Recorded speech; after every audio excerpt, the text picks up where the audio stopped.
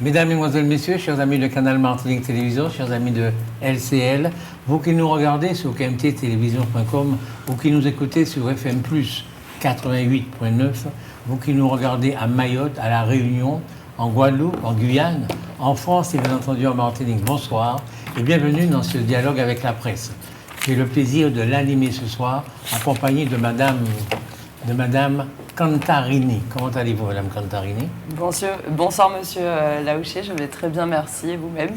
Je vais bien, merci. Vous êtes arrivé ici avec une dizaine de sujets dont vous voulez que nous traitions. Donc, évidemment, on va se débrouiller pour n'en traiter aucun. Merci beaucoup. Pas de quoi. Bonsoir, Monsieur Raphaël Vaugirard, docteur en économie. Bonsoir. Bonsoir, Monsieur Laouché, et bonsoir à la Martinique. J'espère que nous allons éclairer les Martiniquais sur les sujets dont nous allons discuter. Excusez-moi, donc M. Vaugirard a dit bonsoir les Martiniquais. Il y a quelques Guadeloupéens qui nous regardent. Il y a quelques Réunionnais. Non, vous leur dites pas bonsoir. Eh bien, bonsoir aux auditeurs de pays, de KMT, télé de notre pays Martinique. Ok. Je m'excuse de vous dire, docteur Vaugirard, que ce ne sont pas des auditeurs qui nous écoutent, mais des téléspectateurs. Non, ils écoutent, non? D'autant, mais ils voient aussi. D'accord. Donc, ce sont les téléspectateurs. Je m'excuse. Excusez-moi. Bonsoir, docteur Montésine. Comment allez-vous? Bonsoir à toutes et à tous. Bonsoir, M. Laouché. Bonsoir, merci d'être là. Votre télévision arrive aussi à Balata. Oui. Ah, très bien. Balata, donc, on peut capter alors. Balata, c'est où? C'est à côté de Fort-de-France. Ah, c'est la campagne. C'est la campagne de Fort-de-France. Tout à fait. Alors, je ne sais pas si ça La arrive. zone rurale par excellence. Je ne sais pas si ça arrive là, parce qu'ils comprendraient, les gens de Balata. C'est pas évident. Bonsoir, José Charlotte. Comment allez-vous? Oui, mais ça va. Eh bien, je dis bonsoir, bien entendu, à tous les Martiniquais, Guadeloupéens, Guyanais, y compris Mayotte et Saint-Pierre-et-Miquelon, et bien entendu les Martiniquais qui sont sur l'Europe. Parce qu'effectivement, ils nous regardent sur YouTube et ils apprécient beaucoup l'émission.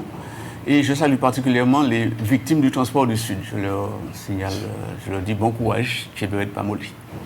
Merci beaucoup. Il y a longtemps qu'on l'a passé, mais ça nous concerne quand même, c'est le baccalauréat. Donc on va en parler un petit moment, si vous voulez bien, avec le docteur Vaugirard. Merci, M. Lancier. Le cours 2026 est tombé. On a eu plus de 4000 candidats au bac et on a un taux de réussite de 83%. C'est très fort, mais on a déjà eu mieux. J'ai lu 84%. Oui, c'est 83,8%. Donc on dirait 24%. Il y a une augmentation de 2%. Alors, juste pour féliciter nos nouveaux bacheliers, féliciter aussi les parents, parce que ça veut dire que les parents sont arrivés au terme de la formation en secondaire des enfants. Et comme le bac, de plus en plus, c'est le diplôme pour aller faire des études supérieures. Donc, été comme ça. Ah non. Avant, le bac était ambigu. Il sanctionnait un cycle, le cycle du secondaire, seconde, première, terminale, et puis il ouvrait en même temps la porte aux études supérieures. Ah oui. Donc non, c'était ambigu. Mais maintenant, ambigu? Non. Et ça de plus en plus, ouvert la porte dans les enseignements supérieurs. Si vous voulez. Bon, écoutez, on ne va pas faire un débat là-dessus. Non, mais c'est important, ça. Non, mais je vous dis, de plus en plus, le bac, c'est le diplôme d'entrée pour les études supérieures. Oui. Alors, donc, nos jeunes seront confrontés à Parcoursup, là, maintenant. Ils devront déposer un dossier sur la plateforme pour solliciter leur inscription dans des universités. Déjà? Ben oui, c'est Parcoursup. Alors, bon, c'est assez frustrant Parcoursup parce que on fait une série de demandes d'inscription et on n'est pas sûr d'obtenir celle qu'on souhaite. Alors, c'est un peu embêtant, mais... Quand vous avez passé le bac, à votre avis, il y avait combien de réussites? 100%. 200... Ah non! Keep cool. Laissez-moi parler. Oui, d'accord. Vous posez la question. Keep cool. Il y avait combien de pourcents? 60, 70, 80? Alors, le taux, je ne vais pas vous dire, mais on était 200 à peu près. 70. 200. Et c'était un pourcentage de combien? Ah, très faible. 70, je vous dis. Très faible. Docteur Vaugirard, oui. Dites-moi, comment expliquez-vous qu'aujourd'hui, il y a 84%, quand vous avez passé votre bac, vous étiez intelligent et tout ça, il n'y avait que 60%, 70%. Comment ça s'explique? Eh bien, ça s'explique très bien par un objectif qui a été décidé par le gouvernement. Et le ministre de l'Éducation, c'était Lionel Jospin. Lionel Jospin, qui, dans les années 80, a dit qu'il fallait amener 80% d'une génération au bac. Donc, on passe de le bac sélectif au bac, à la réussite massive, si vous voulez. Hein? Et vous trouvez ça normal? Oui, c'est normal parce que, comme je vous ai dit, de plus en plus, le bac, c'est le diplôme d'entrée pour faire les études supérieures. Écoutez, le bac a toujours été le diplôme pour entrer faire les études supérieures. Mais c'est nous Et c'est d'accord. fondamental dans l'histoire de la Martinique. Pourquoi? Parce que quand on passait le bac, il y avait des notes éliminatoires. Oui. Vous pouviez avoir 20 sur 20 partout. Si en français, en mathématiques, en physique, chimie, vous aviez moins de 10. vous avez moins de 10 ou moins de... Non, pas moins de 10. Moins de 6 ou 7, enfin On une était mauvaise note, recalé. ben vous étiez recalé. Si en français, vous aviez une mauvaise note, vous étiez recalé. Or, il y avait une chose qui faisait tomber les notes du français, c'était les créolismes. Souvent, on faisait des créolismes. Par exemple, vous disiez, il m'embête. Eh bien, vous écriviez en français, il m'embête. Encore, il embêtez-moi. Donc, vous disiez, il m'embête. Le professeur de français corrigeait en disant, eh bien non, il ne le fait pas tout, il l'embête. Il faut écrire, il l'ennuie. Et donc, c'était un créolisme. Et quand vous faisiez des créolismes, eh bien, vous aviez tout de suite 4 ou 5 points en moins pour chaque créolisme.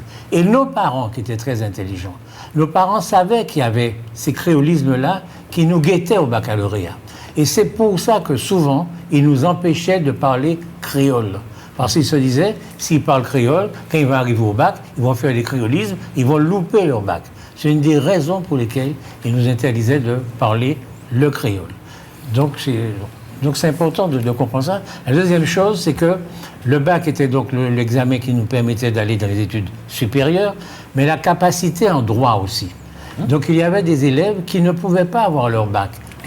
Parce qu'ils n'étaient pas bons en maths, ils n'étaient pas ça, et ils faisaient la capacité en droit. Et moi, je me rappelle, personnellement, aller voir Édouard Glissant, et qui était patron de l'IME, sur la route de Dizier, et je lui ai dit, en plus du bac, il faut former les gens à passer la capacité en droit.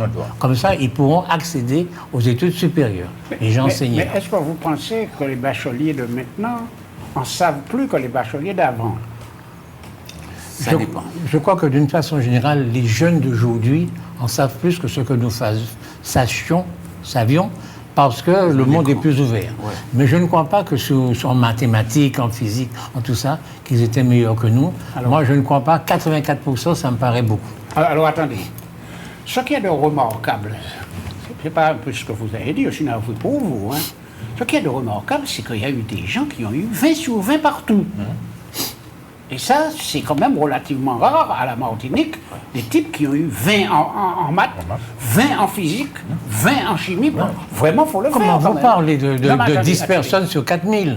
C'est vous qui dites ça. Bon, enfin... Les programmes sont beaucoup, je dis bien, je pèse mes mots. Non, monsieur, les programmes sont beaucoup plus importants au bac actuellement que ce que nous avons fait au bac avant. Écoutez, regardez les mathématiques, regardez la physique, vous verrez. Oui, il a raison. Ce qu'ils font maintenant, c'est ce que nous avons fait quand on a fait des études supérieures. C'est pas l'inverse. Alors, donc, ils ont des programmes beaucoup plus pointus et beaucoup plus évolués que les nôtres, et ils arrivent à prendre, il y en a qui arrivent à prendre de très bonnes notes. Et paraît-il que les Martiniquais qui sont forts en maths et qui font des études supérieures dans des disciplines mathématiques vont très loin, parce qu'ils sont vraiment bien formés à la base. Mais je voudrais quand même, je me suis rendu compte que vous avez beaucoup parlé des gens qui ont eu le bac. Des gens qui l'ont eu très bien, avec de très bonnes notes. Mais écoutez, il y a quand même un autre problème, c'est les autres qui sont restés sur le carreau. Alors vous n'en parlez pas, mais ils sont beaucoup plus intéressants à parler que les autres. Pourquoi? Ça s'appelle l'échec scolaire.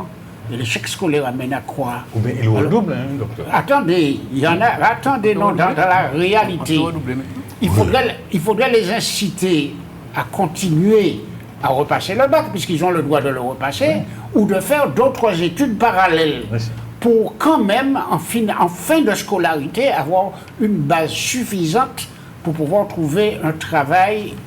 Alors, pourquoi je dis ça? Je dis ça parce que, je l'ai dit d'ailleurs ici, je l'ai dit, c'est dans les 15% restants que vous allez trouver des gens qui vont dévier vont dévier. Et donc, quand vous allez retrouver Abri de bus. les choses que nous réprouvons tous, Qui vont autrement dit, être l'accent des délinquants. les délinquants. Donc l'accent que nous devons porter, c'est aider cette fraction de la population qui est en échec scolaire. Oui, mais docteur Montezum, je vais vous dire, c'est vrai qu'on peut aider une fraction faible de 15% qui échoue. Mais beaucoup de ces étudiants qui réussissent, notamment qui réussissent brillamment, souvent ils ont des parents qui ont les moyens financiers de payer des cours complémentaires Ça, c'est vrai. pour les préparer à l'épreuve du bac à venir. Ouais. Et Comment c'est le faire? reflet de la société. Le reflet de la société dit que les enfants qui, au départ, ont déjà des parents, disons, assez affaiblis, qui ne peuvent pas les aider dans les devoirs, qui ne peuvent pas payer un cours supplémentaire, Ouais. et que les parents et des enfants qui sont obligés de faire un job complémentaire pour aller au lycée pour acheter du matériel. Donc ces enfants-là, effectivement, ils affichent l'image de la société. Donc ce ne sont pas des enfants plus faibles que les autres. C'est vrai qu'on peut retrouver parmi eux une tranche qui va se retrouver dans les abris de bus avec les métiers déviants. Ouais. Sauf qu'on peut retrouver chez ces enfants-là des enfants très intelligents qui se reprennent et qui vont beaucoup plus loin en initiative, D'accord. en entreprise, machin, Sommes que d'accord. les autres enfants dont leurs parents les avaient protégés comme un nid très longtemps. Donc, il ne faut pas toujours croire que le premier échec, c'est l'échec de la vie totalement. Très bien, Le premier échec, c'est peut-être une forme de, disons, de mise au point pour réorienter le jeune dans l'avenir avec les moyens dont il va disposer seul. Puisque beaucoup d'étudiants ne partent pas sous la même ligne de départ.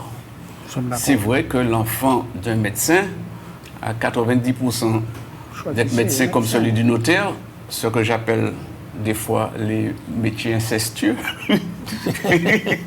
puisque le fils d'un tel devient tel parce que le copain du papa, en plus de les aider dans les devoirs, mais il les aide à C'est comme l'examen. ça en France aussi, hein. Dans le 16e, c'est comme ça. Le hein. monde entier. D'accord. C'est les copains des papas qui passent l'examen. Quand on arrive devant l'examinateur, surtout à l'oral, c'est souvent à l'oral que les enfants tombent, l'examinateur médecin dit, tiens, comment va papa? Oui, au C'est baccalauréat, vrai. C'est vrai, ça. est-ce qu'au baccalauréat actuel, il y a un oral? Un oral en premier? Oui, il y a un oral. Oui. Si on a échoué, on passe l'oral. Oui, oui, il y a le- Attends, il y a l'oral du De bac contrôle. de français déjà. Il y a un oral en Non, français. En français, il y a toujours l'oral parce que j'ai passé le bac il y a 11 ans. Non, attendez, en première. En première année. Oui, en première première, année. en première. Et ensuite, maintenant, ils ont ce qu'on appelle le grand oral. Donc, moi, je sais de quoi je parle, puisque en arrivant en Martinique, j'ai donné des cours particuliers à Intelligence School, donc au bachelier. Donc, j'étais surtout dans les sections STMG, parce que. Oui, STMG parce qu'ils passent le droit économie et social. Donc c'est comme ça que j'ai commencé, on va dire, à travailler. Et en fait, ils ont à la fin, donc c'est ça a beaucoup changé aussi. Donc ce que dit Dr Montezum, c'est très pertinent et c'est très vrai. Les programmes sont beaucoup plus costauds qu'avant. Mais par contre, par exemple, moi, quand j'ai passé le bac, il y avait les 3 principales filières hors professionnelles, la filière S, scientifique, la filière L, littéraire, et la filière ES, donc là où moi j'étais, économique et sociale. Donc on disait les scientifiques, c'est la section la plus difficile, mais les ES aussi, parce que nous on devait maîtriser en fait tous les sujets. Et d'ailleurs, pour la petite anecdote pour Monsieur Montezum, j'ai eu 20 en SES et en sciences politiques. Et en fait, ils ont enlevé tout ça. Ils ont pris un système plutôt maintenant américain, où on arrive en fait à avoir des coefficients. Parce que moi, par exemple, quand j'ai passé le bac ES, j'étais très forte en français, en Sciences Po, en éco, mais je détestais les maths. Donc forcément, les maths avaient un petit peu plombé. Bon, mention, j'ai quand même eu le bac. Et du coup, en fait, maintenant, ils ont tout remanié. Donc on peut choisir un petit peu mieux ces matières, qu'on soit en scientifique ou en français. On choisit nous-mêmes nos coefficients. Et surtout, il y a ce que moi, je n'ai jamais passé et ce que j'ai entraîné les bacheliers pendant plusieurs années maintenant, c'est ce fameux grand oral. Donc, Voilà, en terminale. dans les épreuves du baccalauréat, il y a un grand oral. Exactement. Et qui parlent de... Alors de là, ça. c'est eux qui vont choisir leur spécialité. Ils vont choisir une spécialité. Donc moi, j'entraînais surtout toutes les spécialités éco et beaucoup de... Aussi, on avait, je prenais un petit peu en histoire. Donc comme j'ai dit, Intelligence School, qui est d'ailleurs très bon institut en Martinique pour accompagner les étudiants et qui prévoit aussi des tarifs pour les familles en difficulté sous justificatif des revenus, etc. Donc c'est pas mal intéressant. Et en fait, voilà, donc l'élève choisit sa spé. En fait, il y a beaucoup plus de choix que, par exemple, moi, quand j'ai passé le bac, il y a 11 ans maintenant, voire 12 ans, oui, parce que j'ai 29, donc il y a 12 ans. Et donc l'élève peut vraiment maintenant remanier les matières où il est à l'aise. Et je sais que, par exemple, moi, si j'avais passé le bac maintenant, actuellement, j'aurais pas eu cette note en maths qui aurait plombé toute ma moyenne. J'aurais mis le coefficient de côté. Voilà. Merci beaucoup de parler de vous sans arrêt. Donc, c'est pour donner un exemple concret. C'est bien ce qu'ils ont fait, c'était une bonne réforme. C'est une bonne réforme parce que c'est sur le modèle américain et on promouvoit le potentiel. Madame Cantarini est nulle en maths, pourtant Madame Cantarini réussit très bien sa vie. donc vous êtes nul en maths. Bon, et donc, juste pour dire qu'il y a actuellement à la tête de la France des gens qui sont complètement criminels quelque part. Quand je vois le nombre d'incendies et le nombre de forêts qui brûlent en France, je trouve ça criminel. Je trouve ça insupportable. Qu'est-ce que vous en pensez, M. Vaugirard? Alors, selon les informations, on dit que 9 incendies sur 10 sont déclenchés par la main humaine. De manière volontaire ou involontaire. Un barbecue qu'on a négligé. Un mégot. Un mégot. 9 fois sur 10. Alors, là, je trouve ça vraiment inacceptable. Et vous, docteur Montezum, tous ces incendies, ça vous inspire à quelle réflexion? Écoutez, les incendies en France sont répétitifs. Avec le changement climatique, ça ne va faire qu'augmenter. Je croyais que vous alliez nous poser la question de qu'est-ce qu'on fait pour prévenir les incendies de forêt à la Martinique. Alors je suppose que vous n'êtes pas au courant, mais il y a mis en place... Restons sur la France un petit moment. Vous allez parler de ça après. Ne vous inquiétez pas. Vous allez pouvoir en parler. Parlons. Moi, j'essaie de montrer aux personnes qui nous écoutent comment on peut être un gouvernement de la France et être complètement insupportable et stupide. Mais je ne crois pas que... Mais vous allez... Non, je parle du gouvernement. Oui. Je parle de la France. Oui. Je ne crois pas que le gouvernement soit particulièrement impliqué dans une affaire comme ça. Ok, je vais vous le démontrer. Donc vous n'avez pas vu. Enfin, peut-être. Qu'est-ce que vous en pensez? Écoutez, moi, comme tout le monde le sait, je viens du sud de la France, donc une région, contrairement à la Martinique, qui est très sèche l'été. Et donc, bien sûr que tous les ans, dans mon enfance, je me souviens de tous ces incendies assez impressionnants. Et comme vous dites, moi, ce qui m'avait impressionné, c'est que en fait, les Canadaires se servent dans les piscines. Enfin, c'est vrai qu'il n'y a pas de mécanisme forcément mis en place et que c'est toujours un petit peu en urgence, alors que ça fait des années que c'est toujours les mêmes choses. C'est vrai qu'on dirait qu'ils font pas grand-chose pour prévenir de ces incendies, puisque je vous ai dit, on a déjà vu des Canadaires dans des piscines privées prendre de l'eau. Enfin, voilà. Merci. C'est bien ça, c'est bien. Ouais. Et vous? Non, ce que je pense des incendies sur le plan national, il est vrai que nous sommes en zone de changement climatique. Donc il est bien évident qu'un certain nombre d'infrastructures organisées pour les incendies d'un certain niveau ne conviennent plus à un incendie d'un niveau beaucoup supérieur comme maintenant. Et puis, quand on rajoute à ça les restrictions budgétaires, alors dans les chemins de forêt qui avant étaient entretenus, donc on pouvait sectionner une forêt avec les chemins, comment on dit pas, les chemins vicinaux. Et à ce moment-là, l'incendie ne traversait pas facilement une zone par rapport à une autre. Mais maintenant, avec toutes sortes de protections de la nature, il ne faut pas couper les arbres, il faut plus de restrictions budgétaires, on ne peut pas entretenir les chemins facilement. Donc il est bien évident, pendant la période d'été, beaucoup de feuilles sèches cumulent sur des traces et préparent l'arrivée prochaine des incendies. Donc à ce titre, effectivement, la difficulté augmente. D'autant plus que, est-ce que l'organisation territoriale pour la récupération d'eau avec l'assèchement des rivières, des bassins, est-ce qu'on tient compte suffisamment de ça pour préparer, comme elle disait, l'approvisionnement des Canadaires? En tout cas, ce que je voulais dire, moi, c'est que la France est un très beau pays. C'est d'ailleurs le premier pays touristique du monde. C'est là que les touristes vont le plus au monde. Parce qu'il y a toute espèce de tourisme. Tourisme de la montagne, tourisme de la mer, tourisme de la campagne, etc. Une des grandes beautés de la France, nous sommes tous français. Nous sommes tous allés en France, nous avons tous apprécié ces paysages, ces forêts, etc. Et de les voir brûler, c'est insupportable. Comment voulez-vous que des pompiers, avec des voitures, puissent pénétrer dans les forêts pour lutter contre les incendies? C'est pas la peine d'être président de la République pour comprendre que c'est idiot. Donc, la France devrait avoir, aujourd'hui, qu'on voyait les trucs à la télévision, qu'on se bat contre les incendies.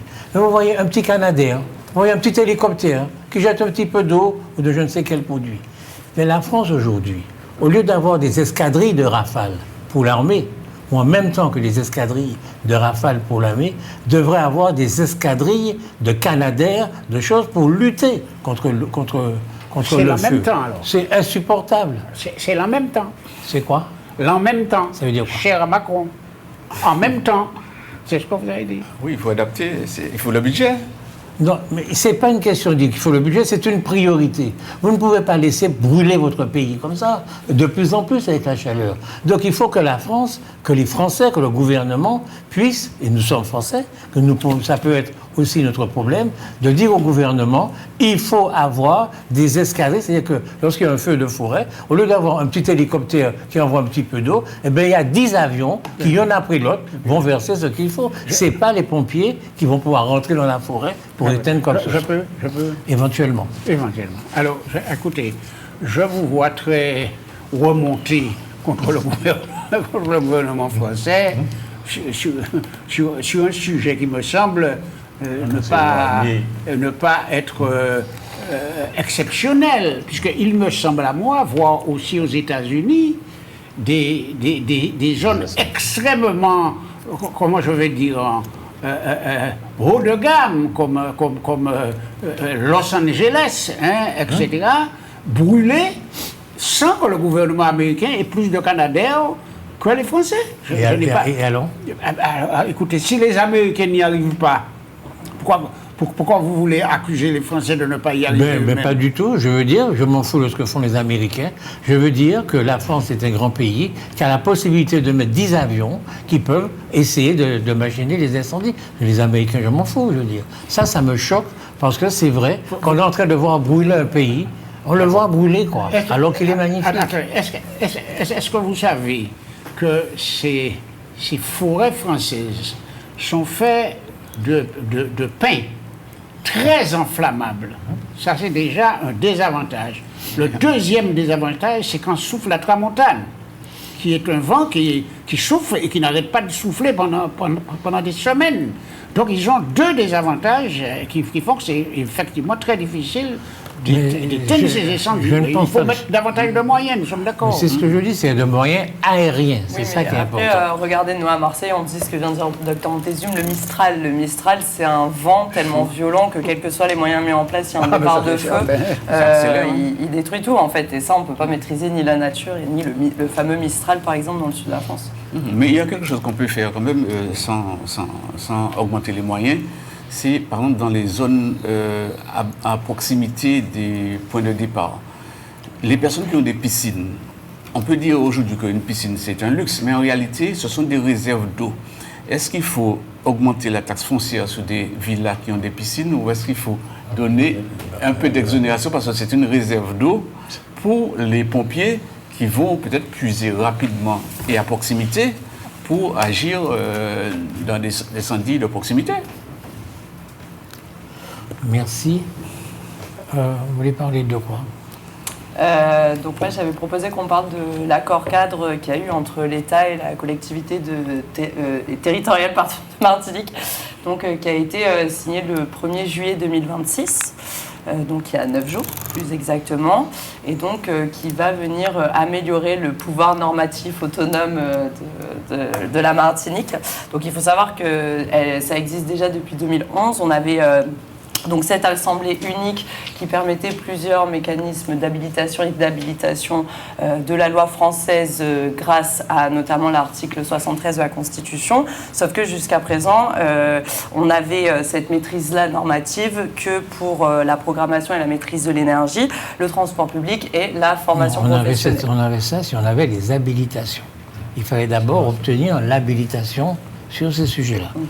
Donc c'est important, il faut d'abord obtenir l'habilitation. Voilà, et donc en fait, ce qu'a demandé toujours cette même Assemblée unique en 2025 et qui vient de passer donc, sur un accord, ce qu'on appelle cadre, donc après il va falloir bien sûr définir les règles de manière plus spécifique et détaillée, c'est que finalement on prévoit déjà une consultation du peuple en cas de changement institutionnel, donc ça c'est quand même une grande première et une avancée vers les citoyens. Alors après il faut voir comment ça va être mis en place, on va pouvoir en débattre sur ce plateau. C'est pas une grande première. Alors justement, je pense qu'il faut recadrer des choses. Alors, j'ai pas fini du coup. Bon, et donc finalement,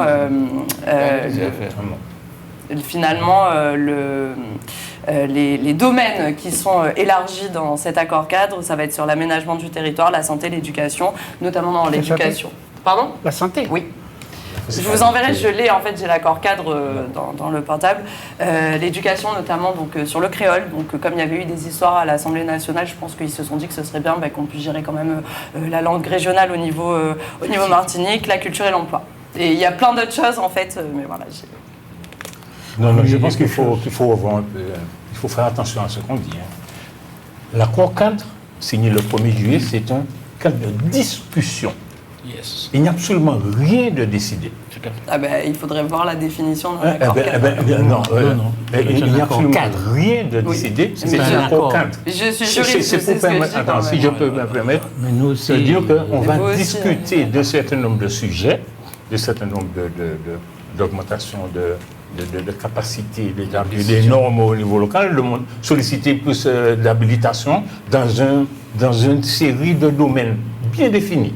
Et voir éventuellement, j'ai dit mais éventuellement, s'il ne faut pas modifier la Constitution, l'article 73 dans lequel nous sommes, qui nous régit actuellement. D'accord ? Donc ce n'est pas encore l'autonomie, parce que je vois un tas de gens qui pensent qu'on a déjà modifié, on est déjà dans l'autonomie ou bien dans je ne sais pas quoi, alors que c'est un cadre de discussion. C'est pas un cadre de discussion, c'est un accord.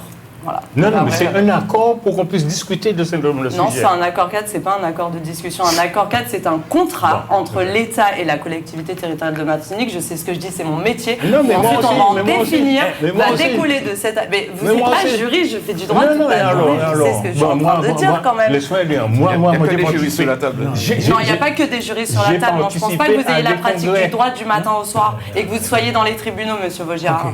Ce que dit M. Vaugirard est vrai. C'est un accord cadre. Oui. C'est pas un accord. C'est un accord cadre pour cadrer ensuite les conventions qui vont en découler. Donc vous êtes d'accord ? Mais non, c'est une simple discussion. C'est un accord. C'est une signature entre l'État et la CTM. Oui, mais oui, mais voilà. La même chose. Et vous discutez d'un certain nombre de sujets. C'est pas pour discuter, ça a été passé le 1er juillet, puisque la CTM vient de le publier. À l'intérieur de cet accord cadre, il y aura des discussions. Bon, ben moi, c'est pas ça que j'ai compris. Je voulais dire quelque chose à ce propos. Vous avez dit qu'il y avait aussi la santé. Oui. Alors qu'actuellement, c'est une compétence régalienne de l'État. Qui est réservée à l'État. Alors, justement, ça n'a jamais été question de compétence régalienne de l'État. Ça restera à l'État. C'est pour ça qu'on ne peut pas parler d'autonomie quand on parle de ce type d'accord cadre. On ne parle pas du tout d'autonomie de la Martinique. Par contre, c'est bien cité dans l'accord cadre, justement, qu'il va y avoir des sujets sur la santé. Il va y avoir il y a marqué la santé dans l'accord 4 qui vient de sortir. Il y a dans les domaines. Vous voulez dire que sur le sujet santé, il va y avoir quelques questions, c'est ça? Je pense, oui. Après, bien sûr que certaines questions réservées à l'ARS ne trépasseront pas dans l'Assemblée, puisqu'on se rappelle que c'est adapter les lois. Alors, moi, je voulais dire deux choses concernant la santé. Deux choses très simples. À la Martinique, la santé est très liée à la situation sociale. La situation sociale, ce n'est pas l'État français, c'est la CTM qui s'en occupe, comme le Conseil général s'en occupait. Nous sommes bien d'accord, je ne dis pas de bêtises. Bon. Donc la situation sociale, il faut d'abord l'améliorer quand on veut faire de la santé. D'accord? Il faut l'améliorer. Il faut améliorer la situation des gens pour qu'ils tombent moins malades. Ça, c'est une chose.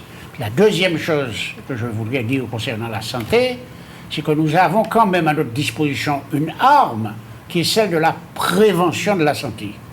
Pour le moment, nous fonctionnons avec la sécurité sociale qui ne paye que la maladie. Et le budget de la sécurité sociale pour la prévention est de quelques 0 degrés. D'accord? Nous sommes d'accord? Donc il faut que les Martiniquais comprennent bien que c'est surtout dans le système de santé dans lequel nous sommes, c'est-à-dire qui est défaillant, tel qu'il est défaillant là. Par exemple, je prends un exemple précis.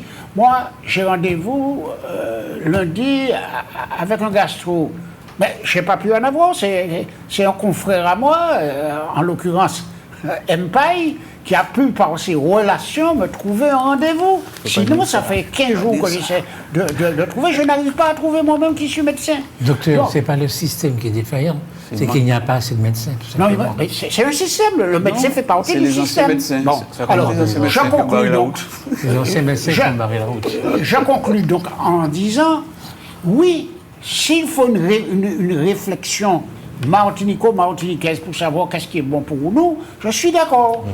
Il nous faut discuter entre nous d'abord et non pas laisser quelques fonctionnaires venir nous raconter qu'il faut faire ceci ou il faut faire cela. Nous sommes d'accord. Voilà, du coup, j'aimerais lire quand même l'article 3 pour clore le sujet et le débat. L'article 3 de quoi? De cet accord cadre entre l'État et la CTM du 1er juillet 2026. La domiciliation en Martinique d'un pouvoir normatif autonome se définit par la capacité pour l'Assemblée de Martinique d'adapter et de définir les lois et règlements applicables en Martinique dans des domaines ne relevant pas des prérogatives de l'État. Ce pouvoir normatif autonome permettra également de fixer des compétences directes et ou partagées avec l'État sans nécessité d'habilitation par le Parlement. De manière non exhaustive et non limitative, les domaines sur lesquels les discussions doivent s'engager sont les suivants. L'aménagement du territoire, eau, assainissement, foncier, politique du logement. Voilà, c'est ce que disait. Mais non, mais c'est ce que j'ai dit aussi avant, sans fixer la nécessité d'habilitation. Non, je dis, aujourd'hui, on a besoin d'habilitation, c'est ce que je vous ai dit. Mais maintenant, là, on n'en aura plus besoin. On n'en aura plus besoin. Mais voilà. Seulement, il dit que les discussions vont s'engager. Oui, mais les discussions, pourquoi? Pour ce que vous avez dit, pour voter les lois. Mais dans tous les sujets dont vous parlez. Mais voilà, dans ces domaines-là. Donc pour faire quoi? Pour modifier les lois. Donc vous ne pouvez pas dire que c'est une simple discussion qu'il y a eu entre l'État et la CTM, c'est un accord historique. Un accord cadre où ensuite on va pouvoir découler, on va faire un accord pour l'aménagement du territoire, un accord pour la préservation, la valorisation, un accord pour la culture, donc, un accord pour la santé. On va commencer à discuter. Un accord cadre, c'est le cadre et ensuite on a en découle les différents contrats. Ils disent la même chose, j'ai c'est dit ce qu'on ça. dit, c'est ce qu'on dit. Non, ce qu'il y a, bon, monsieur Laroche, très brièvement, nous sommes dans un cadre national français. C'est vrai, le droit français, il est centralisé. Je vais peut-être une seconde. Le peuple martiniquais a déjà été consulté sur ces trucs. Le 10 janvier 2010, il y avait possibilité de passer dans l'article 74 et le peuple a été consulté. Voilà. Oui, mais là, c'est pas... Non, je alors, dis, alors voilà, c'est bien de rappeler ça qu'on a déjà eu une consultation publique. Vous avez dit que le peuple n'a jamais été consulté. Mais le peuple français a été aussi consulté jamais sur ces questions-là, en fait. Pourquoi à chaque fois je me fais tailler? Vous avez dit que je suis une femme, je dois encore plus prouver. Vous avez dit, Madame Cantarini, c'est pas parce que vous êtes une femme qu'on ne va pas vous reprendre de dire une connerie. Vous avez dit que le peuple n'a jamais été... Le peuple n'a jamais été consulté. Sur ces sujets-là, il n'a jamais été consulté. Vous me parlez de la Constitution. On a été aussi consulté pour la Constitution européenne en 2005. Enfin, à chaque fois, vous jouez avec des mots pour dire que j'ai tort. On ne joue pas, mais vous êtes de mauvaise foi. Mais c'est pas grave. Qui est-ce qui veut parler? C'est José. Non, alors je ne vais pas être long. J'avoue, je ne vais pas entrer dans les détails techniques parce que je crois que pour parler de ça, il vaut mieux être spécialisé et ne pas être généraliste. Mais seulement en droit communautaire, certains pays européens ont pris des dispositions pour les membres qui sont dans l'éloignement, pour des possibilités d'adaptation. Et c'est vrai que le système français, il est centralisé. Donc on est un peu figé, on est plus rigide. On n'est pas comme Canaries, Madère et les îles espagnoles, Açores, Canaries, Madère. Mais c'est vrai que si une évolution nous permet de prendre des dispositions en considération de la température, de l'environnement, l'éloignement, oui, c'est une évolution qui sera probablement nécessaire, sans pour autant aller trop loin, puisque le peuple a été clair, comme dans d'autres situations, qu'il veut rester dans le cadre de 73. Et puis le peuple devra voter. Si jamais on arrive à des accords dans ces domaines-là, il faudra consulter le peuple pour savoir s'il est d'accord. Et puis, surtout s'il est question que l'on modifie l'article 73 pour permettre que soient mises en œuvre toutes les nouvelles possibilités normatives qui seraient envisagées. Le peuple doit voter. Oui, absolument. Tout le monde n'arrête pas de répéter ça. Aucune décision ne sera prise sans que le peuple ne soit consulté. Voilà. Donc il y aura... Sauf si on vous pose deux questions qui sont les mêmes. Mais tu es consulté quand même. Vous avez deux questions, mais dans les deux cas, vous vous retrouvez avec l'autonomie. Mais non, mais on vous est êtes tellement consulté quand malin, même. messieurs, vous êtes tellement malin que je suppose que vous avez trouvé un moyen de pallier à ça. Mais j'attends quand même. On ne pallie pas à quelque chose, on pallie quelque chose. D'accord. Là, vous apprend la loi. C'est la Martinique qui va préparer la question. Bon, De quoi vous voulez parler encore, eh bien, monsieur le Durand? transport, monsieur Jean. Le Si transport. vous voulez, parce qu'on est en plein dans le dossier. Ce matin, j'ai écouté l'intervention du PCE, le président du conseil exécutif, qui dit qu'il va rencontrer les 3 PCI, les 3 communautés d'agglomération, J'ai ça. pour lancer Docteur Andron. le chantier de la restructuration des transports. Alors, il a donné les chiffres suivants. C'est qu'actuellement, le transport, le transport tel qu'il fonctionne génère 11 millions de recettes d'exploitation, alors que le coût global des transports gérés par la collectivité, c'est 230 millions d'euros. Or, on n'a que 11 millions de recettes. 230 ou 130 230, parce qu'il y a les 3. Ah bon? Il y a les 3 communautés d'agglo. Le Nord, J'arrive la pas à Crèce- comprendre pourquoi ça fait tout ça d'argent. 230 millions. Mais C'est énorme. non, mais Il y a le Fiat, il y a Alors. des taxes. 230 non, le mais transport. ça coûte excessivement cher, hein, parce que non seulement il y a le cost, et les 130 millions dont on parle, c'est quoi alors? non, c'est ce qui est dû, parce que il y a un tas de retard dans les versements, puisqu'on est dans le cadre de DSP. Non, c'est pas de ça que je parle. Moi, j'ai su que la CTM inscrivait à son budget 130 millions pour le transport. C'est quoi ça? La compensation. C'est peut-être inscrit 130 millions, mais le coût bon, global, c'est 200 et quelques millions. 230 millions. Bravo. Donc c'est une situation impossible, structurellement impossible. Donc c'est impossible. Quelle est la solution? En tout cas, si on peut se permettre de discuter Comment, de ce si on peut sujet-là, se permettre? je pense que il y a une idée que Dr Montezuma a souvent émise ici, c'est-à-dire que l'on revienne un peu à la partie privée, c'est-à-dire comment tu dis ça, Au risque et au périls. risque et périls. Puisque historiquement, nous avons eu un transport à partir, on a eu 900 Taxico à un moment donné. 900. 980. Taxico, c'était 900 Propriétaires, entrepreneurs de transport. Ils ont une mentalité, ils ont une manière. Et puis, la population, nous, parce que moi, c'est comme ça que j'allais à l'école, je prenais le Taxico. Donc, nous avons intégré une certaine conception du transport souple, avec beaucoup parfois d'innovation. Je racontais que, par exemple, des gens d'un quartier qui veulent aller à une manifestation, ils s'organisent pour être 5, 7, 8, 10 et ils commandent un transporteur. Ils disent, bon, nous voulons aller à tel endroit, venez nous chercher à telle heure, et puis revenez nous chercher à telle heure. Et puis... Donc, c'est une manière de dire que... Il faut assouplir ça. Il faut assouplir. Alors, donc, et ça s'appelle l'affrètement, c'est-à-dire que l'on donne à un privé à exploiter une ligne. Donc, ça, c'est une première orientation, c'est-à-dire Le risque et périls. risques et périls.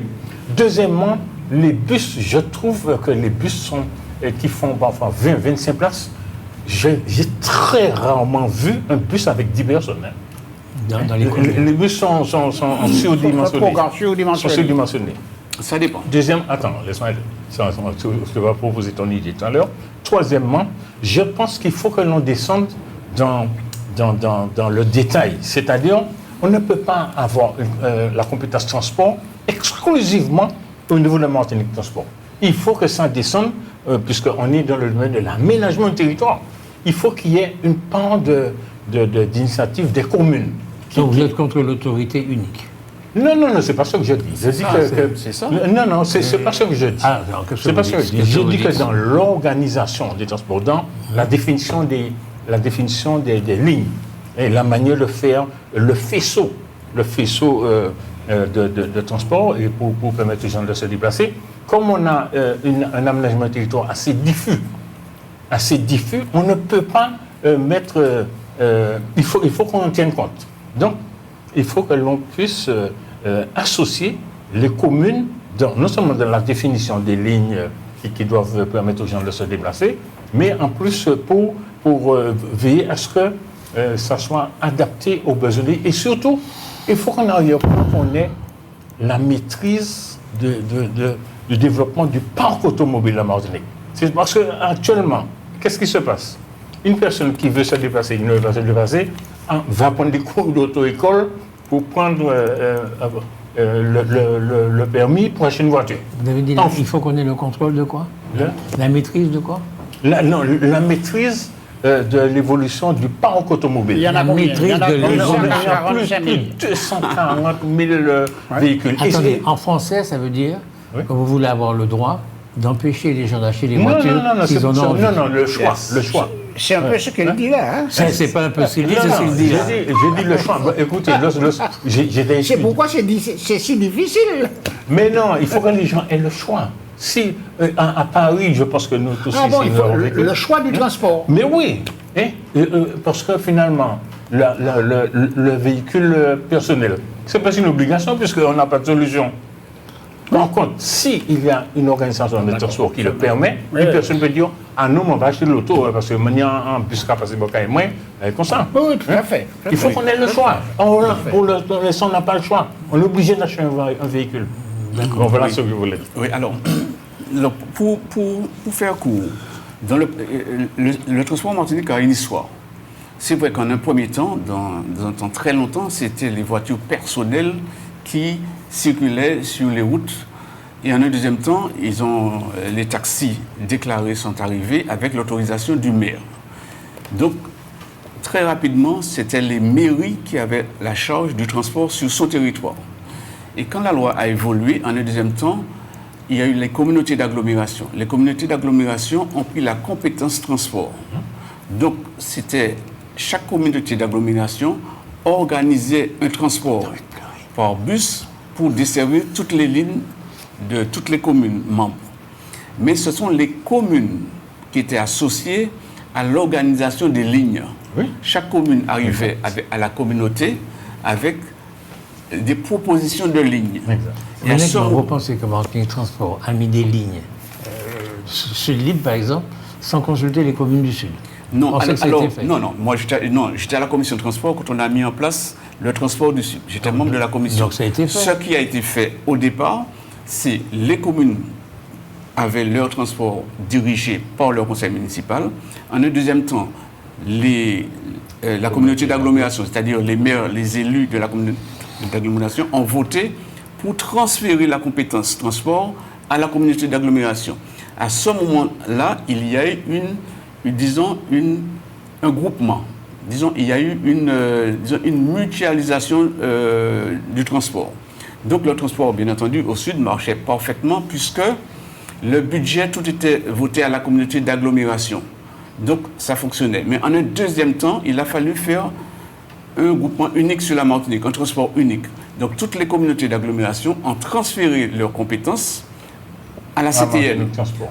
Et la CTM a délégué une délégation de service public à Martinique Transport. Ce Martinique Transport a créé un une SPL. DSP. Une Non, SPL. une société publique locale, en effet. D'accord. C'est une société publique locale, c'est-à-dire le dirigeant, c'est un homme public et le fonctionnement est privé. Donc c'est une société publique locale. D'accord. Et cette société publique locale a pour mission de gérer l'ensemble du transport à la Martinique. Sauf qu'il y a des communes qui étaient des communautés d'agglomération qui étaient plus ou moins bien servies ou en difficulté financière ou pas forcément en capacité de porter leur quote-part à la dépense. Donc on se retrouve dans une situation où le Sud qui marchait à la perfection se retrouve avec des retards de paiement. Ce sont des entreprises privées qui doivent produire des salaires, des charges sociales et des équipements pour le service. Donc la situation s'est dégradée pour défaut de paiement. Donc il est bien évident que Martinique Transport se défend. Martinique Transport dit nous n'avons pas reçu les fonds nécessaires pour exécuter notre mission. Mais en plus de ça, il est bien évident que, comme a dit M. Vaugirard préalablement, si structurellement, entre recettes et dépenses, il y a un déficit, c'est vrai que le déficit, la première année, ça peut encore tenir le coup, deuxième année. Mais à la longue, le déficit bloque le système. Donc c'est ce qui nous arrive aujourd'hui avec des entreprises qui ont plus que des mois sans être payées, tout en étant obligées d'avancer les salaires sur les salariés et l'équipement du matériel. Donc c'est là la situation. La situation aujourd'hui pourrait se résorber si on recadre le niveau de charge, soit en baissant le niveau de prestation, soit en trouvant des recettes nouvelles. Ok, excusez-moi, mais je n'ai pas très bien compris. Donc, est-ce que vous pouvez m'expliquer? Donc, il y a Martinique Transport. Ok, Martinique Transport, c'est quoi? Une société. Une société. Une société SPL. publique locale. Société publique locale. C'est le gestionnaire du transport. C'est le gestionnaire du transport. L'autorité organisatrice. Organisatrice. Et donc, quel rapport il y a entre Martinique Transport et Sud-Lib, par exemple? Alors, Martinique Transport fédère trois organisations. Celle du Nord, de Cap-Nord, celle du Centre avec la KSM, et puis celle du Sud, et ces trois entités ont une sont co-délégataires, c'est-à-dire, vous regardez comment ça fonctionne chez eux. D'accord? Oui. Alors, pour organiser le transport, on est obligé de faire des appels d'offres. Oui. Les appels d'offres, on demande, bon, lorsqu'on a défini ce nombre de lignes, on dit, bon, mais quelles sont les sociétés, quelles sont les entreprises qui soumissionnent pour exploiter telle ligne. Bon, alors certaines sociétés gagnent l'appel d'offres et donc on le doit d'exploiter la ligne. D'accord. Bon. Et elles elles sont payées par qui, ces sociétés? Bon, alors, par trois choses. Comme c'est une DSP, délégation de service public, bon, alors, on fait un compte d'exploitation prévisionnelle qui tient compte de l'exploitation, c'est-à-dire la vente de tickets, etc. Et puis, il y a une partie financement public qui vient du FIR, le Fonds d'investissement routier et des transports, et puis ça, on appelle le versement transport, c'est-à-dire toute entreprise dans une commune qui a plus de 9 salariés doit payer un pourcentage de sa masse salariale pour le transport public. D'accord. Donc ça fait partie des recettes de Martinique Transport. Alors, il y a une variante quand même. Hein. Il y a une variante concernant la société publique locale. Sur le plan juridique, la société publique locale, ce qu'on appelle vulgairement SPL, est constituée de ses membres. C'est-à-dire, ce sont ce qu'on appelle en privé associés. Dans la SPL, les membres de la SPL, cette SPL-là, par nature, peut désigner, sans mise en concurrence, un opérateur. D'accord. C'est ça la différence. Sans mise en concurrence. Voilà. Dans le passé, devant un établissement public avec des fonds publics, automatiquement, il fallait mettre une concurrence. Alors nous avons cette situation, pas seulement dans le transport, mais nous avons cette situation dans la restauration scolaire. Si, dans une société SPL que je connais plutôt bien, les membres sont des communes. Les communes ont constitué une SPL. Et cette SPL choisit, nomme un prestataire et ne met pas ses membres en concurrence. Voilà. Par contre, si c'est une mairie qui fait un travail public, un chantier public, un service public, d'office, il y a une mise en concurrence. Et un appel d'offres. Un appel Et d'offres. comment expliquez-vous qu'on voyait beaucoup dans le sud de la Martinique des grands cars fonctionnant avec personne à bord, Comment ça se fait? Alors- Si on avait bien étudié les lignes, les besoins, etc., on n'aurait pas... Non, alors c'est pas. Alors, je veux répondre à ça. Ça fait partie de la démarche d'amélioration du service. Alors, en un premier temps, on prend un bureau d'études qui pose sur la route un certain nombre d'agents qui étudient la circulation de la population. À 6h du matin et 9h du matin, on estime qu'à ce moment-là, les cars seront remplis à 80%. Et de 9h à midi, il y a un creux. Donc, moins de personnes, moins de tournées, moins de cars. Et de midi à 3h, la situation peut se répéter. Sauf qu'avec le temps, il faut améliorer. Il faut se dire, sur telle ligne, un car de 60 personnes n'est plus nécessaire. Il faut corriger le tir et il faut qu'au bout d'un certain nombre d'années, qu'on ajuste les outils aux besoins du service. Ce qui n'a pas forcément été fait. Par contre, il y a un service qui marche très très bien avec un taux très élevé, c'est les bus qui sortent de Fort-de-France et qui montent à Saint-Pierre. Si vous observez ces bus-là, ils sont quasiment remplis. Donc peut-être qu'il faudrait corriger le service, prendre un bus qui part de Sainte-Anne pour arriver à Grand-Rivière. Non, ce que j'allais dire, c'est que... alors, comment est-ce qu'on détermine les véhicules?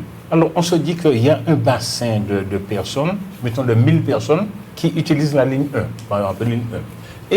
Et donc, on étudie quelle est la fréquence, de La périodicité de la journée. les retours pour desservir un potentiel de 2000 personnes. Alors, on s'est dit, bon, eh bien, en prenant un bus de 20 personnes, ce bus-là va faire 10 allers-retours, par exemple. Mais ça, c'est théorique. Ça, c'est théorique. En réalité, disons, ça ne marche pas comme ça. Parce qu'on n'a pas cette culture du transport comme en France. Non, ça marche, c'est qu'il faut ajuster l'affaire Je ne avec sais le temps. pas. Vous dites que ça marche, qu'il faut ajuster. Faut ajuster. Je veux bien. En tout cas, moi, ce que je vis depuis ces 20 dernières années, c'est que les Martiniquais, dans leurs réflexions, je dis ça parce que je l'ai vécu et je le crois sincèrement.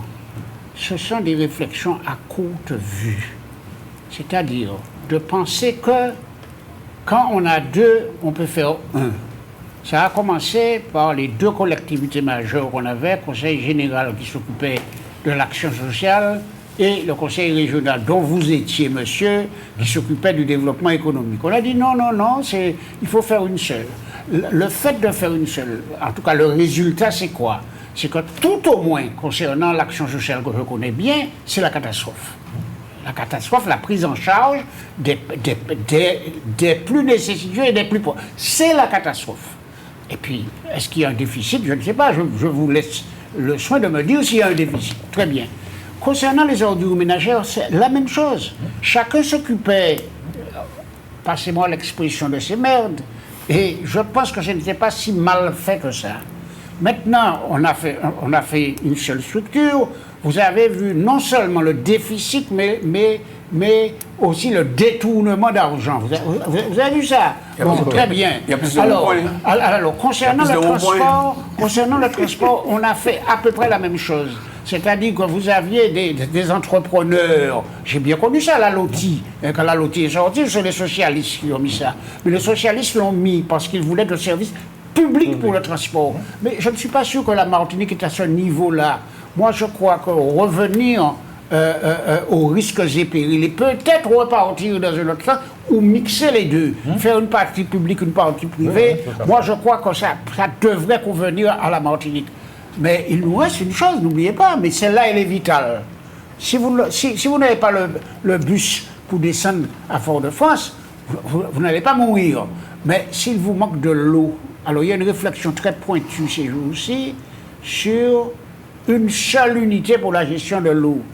Bon, moi, faisant partie du comité de l'eau et de la biodiversité, étant administrateur de l'office de l'eau, notre réflexion pluriannuelle dit que nous voulons un organisme unique de gestion de la ressource.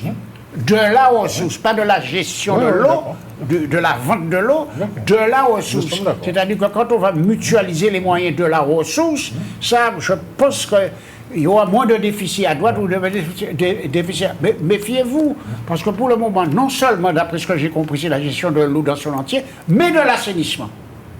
Alors là, ça risque d'être la bombe atomique. Donc, je laisse venir, je laisse à la réflexion des Martiniquais cette simplification qui consiste à croire que vous faites un avec deux, que ça marchera mieux quand vous en avez deux. Oui, mais docteur Montagu, sans être grand spécialiste, tout naturellement, quand vous mutualisez les moyens, évidemment, vous devez avoir un gain. Vous devez. Si le gain obtenu n'est pas le gain attendu, c'est qu'il y a eu un problème autre part. Par nature, le fait de mutualiser, on gagne. On n'a pas besoin de deux directeurs techniques, on aura besoin d'un seul. On n'aura pas besoin de 2 fois 4 contrôleurs, on aura besoin de 4 contrôleurs ou 5 pour le même service. La difficulté qu'il y a, que l'on voit, que tout le monde sait, c'est qu'il y a eu certainement, peut-être, pas extraordinaire, peut-être un manque de contrôle ou un manque d'attention de certains grands responsables à un moment s'il y a eu des dérives. Attendez, mais la science de la mutualisation, c'est une bonne chose. Attendez, je vais rester sur quelque chose de très précis. Le budget du Conseil général était alloué totalement, enfin, on va dire grosso modo, à 60% à l'action sociale. Maintenant qu'il est dans le budget de la CTM, est-ce que vous êtes sûr que ce même budget est alloué à l'action? Ce n'est pas ce qu'on me dit. On me dit que ça rentre dans une masse commune et qu'on fait des choix politiques. Est-ce qu'en valeur absolue, en masse financière, oui, chiffre, en masse financière. est-ce qu'on retrouve le montant? Oui, on retrouve le montant. Alors, la répartition se fait comment? Si la répartition se fait, comment dirais-je, par secteur, eh bien, écoutez-moi, celui qui dirige peut décider que l'agriculture a plus de valeur, que le reste en mettre davantage. C'est ça la politique, hein? C'est dans le camembert de mettre un peu plus à droite ou un peu plus à gauche, selon qu'on soit sensibilisé pour telle chose ou telle autre chose. C'est ça la politique. Ce n'est pas autre chose. C'est absolument pas compliqué, hein?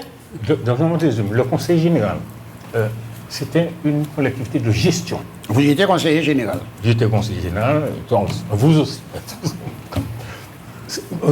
Collectivité de gestion. Gestion de quoi? De compétences que l'État avait en décentralisation. Bon. Que ce soit pour ce qu'on appelle le RMI, devenir RSA, la PCH, machin, et puis l'action sociale pour les enfants. La femme et l'enfant. Donc ce sont des lois. Oui. Ce sont des lois qui déterminaient à la fois la compétence, mais aussi les moyens. Très bien. Donc le Conseil général faisait son budget en demandant à l'État. Bon, cette année, on a tant de RSA, etc. Donc notre budget doit être de temps. Très bien. Et puis, le problème qui se pose, c'est que, notamment en matière de RSA, alors que c'est une compétence de l'État transférée au Conseil général et maintenant à la CTM, l'État ne donne pas les moyens à 100%. Elle a toujours fait ça, pas donner les moyens à 100%. Ça a toujours été. L'État donne à 50 ou 60%. Qui fait que la collectivité, Conseil général et maintenant CTM, est obligée d'abonder. Non, mais nous sommes d'accord sur ça. Ça participe des difficultés financières de la CTM et du Conseil général aussi. Oui, mais ce n'est pas ma question. Ma question, c'est l'action sociale se faisait d'une certaine manière à l'époque au Conseil général. Est-ce que vous êtes certain qu'elle se fait de la même manière? Parce que j'écoute tous les jours les gens qui sont sur le terrain, assistantes sociales, éducateurs spécialisés, etc. Posez-leur la question dans la rue, vous savez, pour eux c'est la catastrophe. En tout cas, c'est la catastrophe dans les transports parce que moi, je suis côté exploitant puisque, comme vous le savez, je suis dans un cabinet de défiscalisation et on a en effet toutes ces fameuses sociétés exploitantes, ceux qui exploitent au final une fois qu'il y ait eu ou pas mise en concurrence, qui sont sur de nombreux impayés, en fait, qui vont être difficilement rattrapables. Donc, on se pose même la question à terme, puisqu'on a parlé tout à l'heure aussi des salaires. En fait, qui dit que la société exploitante n'a pas n'a pas ses subventions, n'a pas l'argent qu'elle aurait dû avoir du public, signifie que les sociétés exploitantes, donc les entreprises privées qui ont pris ces risques-là, puisque nous, on a défiscalisé les véhicules, donc on le sait, on le voit, on se rend compte qu'en fait, ça va être très difficile. On en a une qui a la moitié du RJ. Moi, c'est mon rôle de juriste, on a dû déjà déposer les bordereaux au greffe, comme c'est le cas, parce qu'il faut toujours signaler un contrat dans ces situations-là. Donc c'est vrai que c'est prenant, et j'ai même envie de dire, on n'a pas envie de voir ces entreprises-là en fait tomber. Donc forcément, c'est des entreprises qu'on va retrouver aussi devant les prud'hommes, puisqu'il y a ces histoires de salaire. Et en fait, l'aboutissement final de tout ça, c'est qu'au final, il y a des chefs d'entreprise, des personnes qui s'effondrent en fait et qui sont en train de tout perdre. Donc il faut aussi penser à toutes les difficultés que l'opérateur final en fait dont découlent toutes ces choses. Tout à fait. Voilà. Mais docteur Moutezum, quand vous dites vous n'appréciez pas la mutualisation, en d'autres termes. Prenons le cas, si le Conseil général avait un service social de déplacement et le Conseil général, la CTM aussi avait... Non, il ne faisait pas ça, non. Enfin, il y avait une forme, il y avait non. Attendez, ce que faisait le Conseil général, il l'a dit. C'était le développement économique. C'est principalement le développement économique à l'époque. Non, Conseil général. C'est le social. C'était le social. Et le conseil régional avait pour mission principale le développement économique. On va voir ça comme ça. Mais quand on mutualise, et on se retrouve, par exemple, avec un seul gestionnaire, une déclinaison d'autorité pour ne pas doubler les personnes. D'accord. Tout naturellement, on se retrouve avec un avantage. On ne peut pas envoyer 4 voitures, par exemple, au sud pour observer quelque chose. 3-4 fois par semaine. Si on a pu mutualiser, on arrive quand même à décliner des gains en succession, de façon subséquente. Donc, le problème n'est pas au niveau de la fusion. Vous voyez ça. Le problème est au niveau des hommes, des individus. Alors, je vais vous dire quelque chose. Et on a un exemple éloquent c'est une chose que nous vivons actuellement. Que nous vivons actuellement. Les deux collectivités avaient 80 élus. 85. Oui. Nous sommes d'accord? Oui. Ils sont réduits à la moitié. Vous savez ce qui se passe? 50, Attendez, est-ce que vous savez ce qui se passe? C'est que dans des réunions importantes, je dis n'importe quoi, je vais prendre l'eau. C'est quand même quelque chose d'important. Eh bien, ils ne viennent pas en réunion. Attendez, pourquoi ils ne viennent pas en réunion? Je ne leur jette pas la pierre, je sais pourquoi. C'est parce qu'ils ont tellement de représentation par ailleurs qu'il leur faut quelquefois faire des choix. Donc ils choisissent d'aller plutôt là que là. Et ce qui fait qu'ils ont découvert, ils ont découvert Paul. Et Paul est quand même important dans la gestion de l'eau à la Martinique. Et les décisions quelquefois qu'il nous aiderait à prendre, eh bien ils ne sont pas là pour nous aider à prendre. C'est du pragmatisme, ça. C'est pas je m'imagine que, c'est pas ça. Mais docteur Moutezum, la difficulté n'est toujours pas au niveau de la structuration, la difficulté est au niveau de l'homme. Non, pas forcément l'homme. L'élu qui a beaucoup de missions, qui le 10 matin, il se retrouve avec 2-3 réunions. Oui. Il est membre de commission à droite à gauche. Oui. Il a la possibilité, il a la faculté de faire des délégations par ses collègues. Est-ce que l'élu martiniquais aime déléguer? Maintenant, il n'aime pas faire ça. Mais est-ce que l'élu martiniquais... Mais les autres ne vont pas prendre... Quelquefois, c'est le même collège. C'est tellement vicieux qu'on vous dit que vous ne pouvez vous être remplacé par quelqu'un qui est du même collège que vous. Quand il n'est pas du même collège, il ne peut pas venir vous remplacer. Est-ce qu'il touche partout? Non, pas forcément. Mais il ne touche pas là où il n'est pas allé. Non, pas forcément. Non, pas forcément. Non, il ne touche pas là où il n'est pas allé. Il y a des élus qui ne se présentent pas dans certaines commissions où il y a une indemnité. Peut-être. Ils sont payés. Oui, mais c'est marginal. C'est pas marginal. C'est ça, il faut qu'on ait le courage de le dire. Il faut qu'on ait le courage de le dire. Même à l'Assemblée nationale, il faut comme ça. Il faut que les élus acceptent de déléguer et dédommager leurs délégants. Bon, en conclusion de ces débats qui ont commencé sur le transport et qui a bifurqué sur l'eau, je pense très, très honnêtement qu'on a tenté un modèle qui n'a pas marché. Il faut qu'on tire tout simplement la leçon. Ça n'a pas marché. Le transport, c'était mal conçu, mal étudié, mal adapté. Et ça coûte trop cher. Eh bien, qu'est-ce qu'on fait? on réétudie le transport et on fait ce qu'on appelle, on tire les leçons de l'expérience pour ne pas recommettre une deuxième fois la même erreur. Oui. Bon, en matière d'eau, même chose. Maintenant, on voit qu'il faut mutualiser la ressource. Eh bien, passons à un autre modèle où on mutualise la ressource. Là, c'est cette capacité Ça veut dire de... quoi, on mutualise la ressource? Quoi? Ça veut dire quoi? Ça veut dire que l'eau qui est produite, notamment dans le Nord, Oui. n'appartient pas seulement au Nord. Ça appartient au Nord, au Centre, au Sud. Donc c'est mutuel, c'est une ressource martiniquaise. L'eau, c'est la pluie? Je vous pose une question. Mais non, Est-ce que l'eau, c'est la potable. pluie? Attendez, Non, ce qui non. se passe. Non, mais vous êtes en C'est train une de question. dévier. Vous Comment déviez je le dévie? sujet, M. Lantier. Je ne dévie pas. Mais On si. va parler de Mais- l'eau. hein? On parlait de l'eau. Mais non, mais je suis en train de parler de quelque chose. Vous faites une digression pour parler, est-ce que l'eau c'est la pluie? Bien sûr, l'eau c'est la pluie. L'eau, c'est la Mais- pluie. mais- C'est parce que je suis catastrophé Oui. par la superficialité Oui. de votre réflexion. Bon. Comme Mais- de la vôtre, docteur Montezuma. Mais C'est-à-dire c'est ce que qu'il n'y je a pas de disais, monsieur réflexion. Lantier. Oui. Attendez, je disais que on a fait une expérience pendant, disons 10 ans. Oui. On a vu que l'eau, ça conduisait à des crises parce que ça n'est pas, bon, même si c'est l'eau Alors, de président, oui. c'est mal partagé, mal géré, mal. Bon. Tenons compte de ces erreurs. Hein? Mais c'est Tirons que- les leçons de ça. Bon, mais là maintenant, on voit qu'il faut mutualiser l'eau, la ressource. Eh bien, passons à un autre modèle où la ressource est mutualisée. En matière de transport, même chose. Ça veut dire quoi, la ressource est mutualisée? La ressource, c'est là où on produit l'eau. Non, je peux lui donner un exemple. appartient à une seule entité. Attendez, Oui, quand- c'est ça. Attendez. Attendez. Quand Shell dit, en période d'étiage, il me manque de l'eau. Mais il dit, à côté de moi, à 20 mètres, il y a un tuyau qui vient de Mauestin, c'est-à-dire de Saint-Pierre, qui amène de l'eau, mais il ne veut pas m'en donner. Parce qu'il dit, c'est de l'eau moins, c'est de l'eau manie dans le nord, c'est à moins. C'est ça qu'il dit. Alors il dit, mais on peut me brancher, c'est 10 mètres de tuyau à mettre. C'est ça la mutualisation. Est-ce que l'eau, c'est la pluie? Oui, c'est la pluie. Mais docteur Montezuma. Attendez, pourquoi je parle 30 secondes? L'eau, c'est la pluie. D'accord?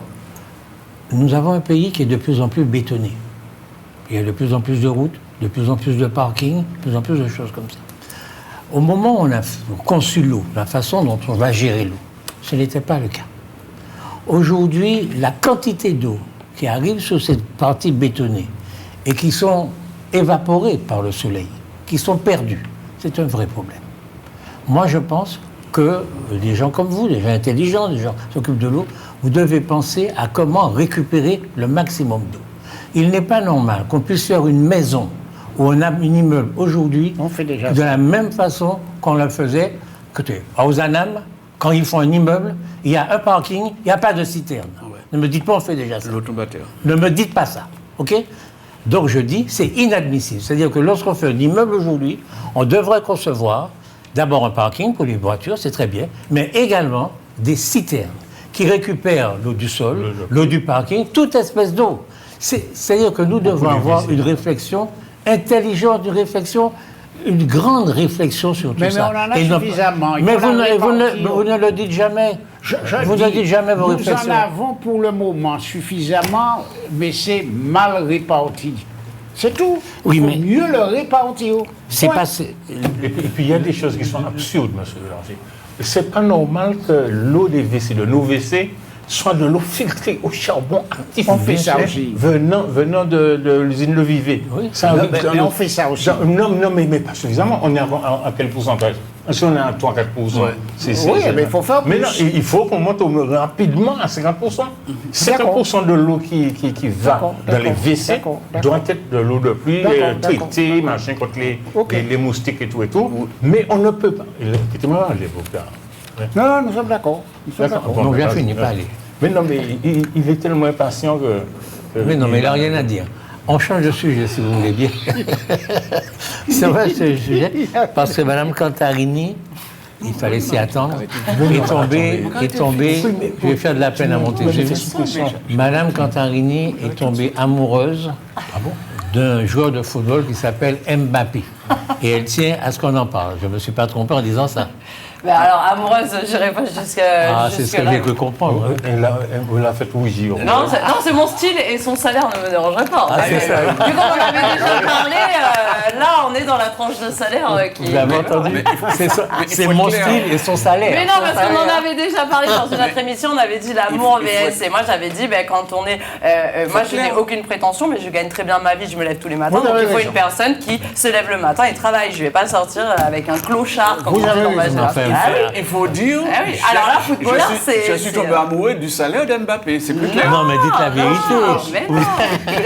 C'est un tout, ça va ensemble. Mbappé, c'est un si l'homme détail. est très beau, mais non, si l'homme est très beau, etc. et machin, mais qu'il se lève pas le matin, qu'il reste dans son lit, il n'est pas intéressant. Voilà, c'est ça que Mais s'il gagne de l'argent sans se lever. Mais oui, et honnêtement. S'il gagne de l'argent sans se lever. Sans se... Ah bah ça, Il est alors là, c'est actionnaire. qu'il a compris. C'est l'idéal. Ah, c'est un trafiquant. C'est l'idéal. Ah mais non, j'ai pas été trafiquant. D'avoir de l'argent sans se lever, monsieur Laouché, on sait de quoi on parle. Ça peut être de l'immobilier, ça peut être des loyers, ça peut être plein de choses. C'est pas forcément que c'est un Attendez, elle veut trafiquant. parler de Mbappé. Oui, voilà. Parler de Mbappé. Alors, donc, Mbappé est un très beau joueur de foot, mais aussi un très bon joueur de foot, puisqu'il est actuellement au niveau de Lionel Messi, avec donc 8 buts pour cette Coupe du Monde. Mais justement, à la différence de Lionel Messi, Mbappé doit toujours prouver plus de choses que Messi, de par sa couleur de peau. Donc, moi, je voulais qu'on parle des propos scandaleux qu'il y a eu de la part de la sénatrice du Paraguay. Donc, déjà, je pense que tout le monde a vu le match et a vu toutes les fautes qu'il y a eu durant ce match. Donc je pense que Mbappé, lorsqu'il n'a pas voulu lui serrer la main, il était dans son droit en tout cas au vu de comment le match s'est déroulé. Donc il n'a pas serré la main du gardien, ce qui a motivé cette sénatrice qui n'était connue de nulle part. D'ailleurs, on en vient même à se demander si elle ne voulait pas faire le buzz, qui a eu des propos extrêmement violents et racistes envers notre joueur de l'équipe de France, en l'occurrence des propos que je pense que vous avez tous lus. Et en fait, ce qui est intéressant, c'est de voir que au Paraguay, il faut savoir qu'il y a 1% de la population qui est noire, et donc que le reste, ce ne sont que des personnes blanches. Et en fait, moi, ça m'a choqué. Alors oui, de par l'histoire du Paraguay, mais aussi parce que on voit un jeune footballeur qui a des compétences hors normes, puisqu'il arrive à marquer 8 buts. Il en est au niveau de Messi qui a été ballon d'or pendant des années, mais lui, on dirait qu'il doit encore une fois plus prouver les choses. Il est victime d'attaques racistes, et en plus de ça, la dame est allée tellement loin que maintenant elle veut l'extrader. Alors je dirais à cette dame que l'extradition c'est dans l'autre sens. C'est pas, on va pas extrader Mbappé comme elle cherche à le faire croire, parce qu'en plus madame est sénatrice mais n'a aucune notion juridique, et donc elle voudrait l'extrader pour le faire juger. Enfin voilà. Et du coup je voulais qu'on en discute sur ce plateau. D'abord je veux dire au niveau du match Paraguay contre la France, que nous avons assisté à une chose à laquelle on n'avait jamais assisté dans le football. La façon dont les Paraguayens ont mené ce match. De toute évidence, ils sont rentrés sur le terrain en se disant « Nous avons contre nous une des équipes, ou peut-être l'équipe la plus forte du monde, et donc nous avons très très peu de chances de gagner. Et donc nous allons faire la chose suivante, nous allons simplement les empêcher de marquer, c'est ça notre truc, et les empêcher de marquer. Et une fois qu'on les aura empêchés de marquer, nous irons au tir au but, et là, nous aurons le même nombre la même chance qu'eux. Et c'est ce qui s'est passé. C'est la première fois, je regarde beaucoup le football, c'est la première fois que je vois une équipe dont le seul objectif, c'était d'empêcher à l'autre équipe de marquer. Ils n'avaient aucune intention de marquer ni rien, empêcher de marquer. La deuxième chose, c'est vrai, c'est qu'il y a des racistes dans le monde, qu'on le veuille ou non. Et donc, les Noirs, les Nègres, doivent s'habituer, doivent comprendre que de temps en temps, il y a des racistes qui vont les insulter. Et je crois qu'il faut prendre ça de haut. Et puis, une sénatrice, par contre, la réponse de Mbappé, il fallait qu'il réponde. Parce que c'est une sénatrice et c'est autre chose. Parce que là, on arrive au niveau de l'État, au niveau d'une sénatrice, etc. Mais dans la vie de tous les jours, on rencontrera toujours des racistes, et puis voilà. Alors, par contre, au niveau juridique, c'est quand même... on a l'ONU, on a la commission, justement, le comité des droits de l'homme et tous ces organismes qui s'en sont saisis, parce qu'on ne peut pas tenir comme ça des propos au niveau international. Voilà, donc la Fédération française de football a bien sûr porté plainte, ça va passer au parquet de Paris. Alors, je suis d'accord avec vous sur le principe qu'il faut passer au-dessus, qu'il ne faut pas y faire attention, mais moi, je trouve que par contre, il faut condamner fermement ces propos et ne rien laisser passer. C'est pas possible d'avoir un racisme décomplexé comme ça à l'international. Pour moi, c'est inadmissible. Voilà. Bougiran, monsieur Bougiran. Ah oui, alors, un seul détail qui me gêne, c'est que l'arbitre, c'est un Français, monsieur Le Texier. L'arbitre, c'est un Français? Oui, monsieur Le Texier. Ah bon? Oui. Ça, je sais pas. Ah bon? Oui, je vous le dis. Et l'arbitrage n'était pas bon, n'était pas à la hauteur. Parce que dès le départ, l'arbitre aurait dû faire comprendre aux Paraguayens qu'il n'était pas question de venir faire du catch dans un match de football. Donc, Ceci dit, vous avez observé, parce que vous regardez beaucoup le football, aussi, que le football a évolué. Oui. C'est-à-dire qu'aujourd'hui, on a un football qui est à mi-chemin entre le football et le rugby, quoi. Ah. Je veux dire que je trouve... certaines équipes ne parlent pas forcément. Ouais, et puis il y a des règles. Ah non, C'est moi pas je général.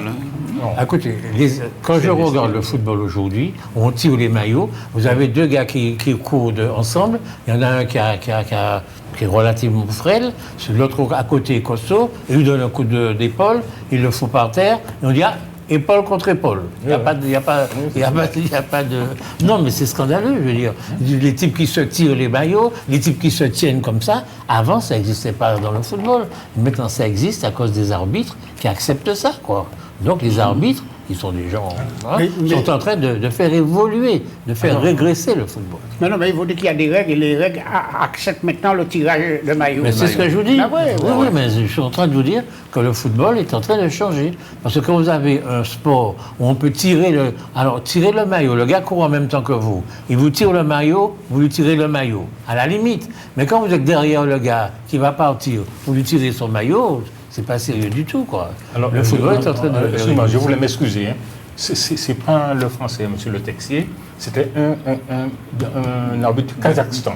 Ah bon? Kazakhstan. Donc je retire ce que j'ai dit. Ah ouais. Je retire ce que j'ai dit. Vous faites bien de le retirer. Non, je me disais bien.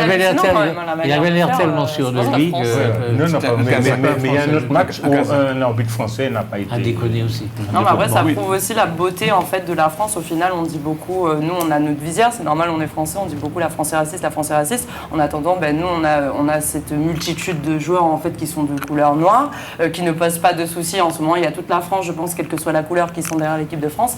Et en contrepartie, on a des pays complètement en retard, comme le Paraguay, comme l'Argentine, où là, on a eu des génocides extrêmement violents de par toute l'histoire qu'il y a eu, où on se retrouve avec 1% de population noire. Donc forcément, il va pas y avoir ce type de personnes dans leur équipe de foot. Donc ça montre quand même sur la scène internationale que le racisme n'est absolument pas résolu et que le foot, c'est beau à la fois. Mais ça montre aussi, je doute qu'il y ait beaucoup de personnes qui soient au courant, par exemple, de cette donnée sur le Paraguay. C'est que c'est encore plus grave pour moi. Et pour moi, il devrait presque être interdit en fait de jouer à la prochaine Coupe du Monde quand on a des comportements et des manières comme ça sur l'ethnie, sur la religion, sur la race. C'est très grave et pour moi la communauté internationale, la FIFA, doit le prendre très très très au sérieux. Alors juste une phrase, je voulais dire. Là, vous avez complètement raison. C'est vrai. Pour une fois. Pour une fois, elle a raison. Pour une fois, elle a raison. Alors, juste une phrase, je ne sais pas long, c'est que cette Coupe du Monde fait la démonstration que ce n'est pas la couleur de peau qui détermine une nationalité. On peut être français et noir, on peut être japonais et noir. On a eu un gardien de but du Japon, un pays qui est extrêmement fermé. Il est noir de et chez qui noir. est noir. Donc, la leçon qu'on doit tirer de cette Coupe du Monde, c'est que ce n'est pas la couleur de peau qui détermine la nationalité de quelqu'un. Oui. Alors, très brièvement, je dis que le football, sur le plan social, depuis assez longtemps, de façon empirique, le football est allé plus loin dans la lutte contre le racisme. C'est le football qui a imposé à une grande partie de la population, pas seulement française, mais une population internationale de peau blanche généralement, pour les imposer le fait d'égalité de race et de la validité de la compétence des personnes de couleur, surtout que quand il y a plusieurs sélections en amont, c'est-à-dire dans la pyramide des footballeurs, la pyramide de sélection, depuis le quartier, disons la cité, jusqu'à la sélection dans la Coupe du Monde, pour arriver à ce stade-là, on était obligé de tenir compte d'un seul critère, c'était la compétence. Alors, bien entendu, en football, comme il y a une masse financière circulant très élevée et du zéro faute au bout, donc la compétence s'est imposée à la race. contrairement à de la vie d'entreprise et la vie privée, où pour deux personnes, souvent d'égalité ou à la rigueur, souvent on peut avoir tendance à préférer une personne du groupement du décideur. Et là, je reconnais que le football a imposé la règle à l'international. D'accord. Moi, je crois qu'il faut véritablement rendre hommage à la France. Parce que accepter que son équipe nationale soit composée de 9 noirs ou assimilés, c'est quand même assez extraordinaire. C'est vraiment, comme vous l'avez dit, une image formidable qui est lancée au monde entier.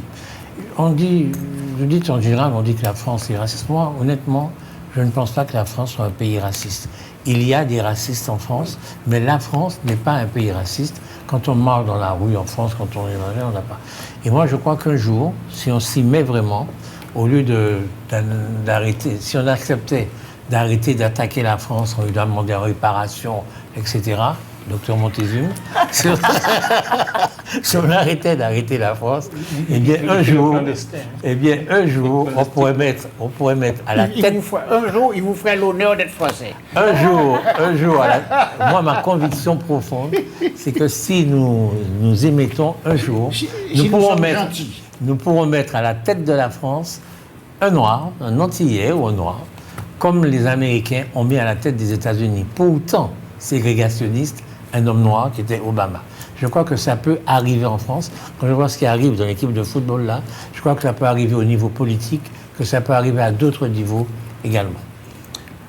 Monsieur Girard il a fait un geste pour me dire qu'il est...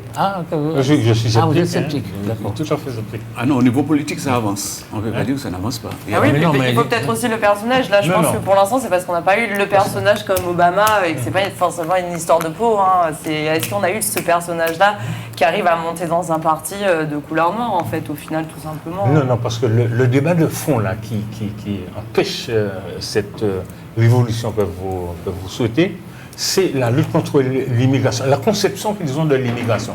Ils n'ont pas compris que la France, qui était un empire colonial, qui sème la colonisation, récolte l'immigration. Or, ils ne veulent pas en entendre parler. Mais non, pas mais qui ils? Il y a des Français qui... Le Rassemblement national. Oui. Les LR. C'est quoi? Les républicains. Moins. Non. Tous Tous ceux les qui républicains ne veulent pas l'entendre proposent. parler des Noirs. Vous savez qu'il y a plein de Noirs dans les républicains, quand même. Là, vous allez un peu loin. Non, mais... C'est pas parce qu'on est de gauche que, du coup, il faut dire que tous les gens qui sont à gauche sont racistes. Non, les républicains ne sont pas réputés pour être racistes. Pour être racistes. Non, j'ai pas dit qu'ils sont racistes. Il y a J'ai dit non, quelques- c'est Les républicains sont en Martinique, il y a des Noirs républicains. leur conception de la loi contre l'immigration. C'est ça que j'ai dit. Ouais.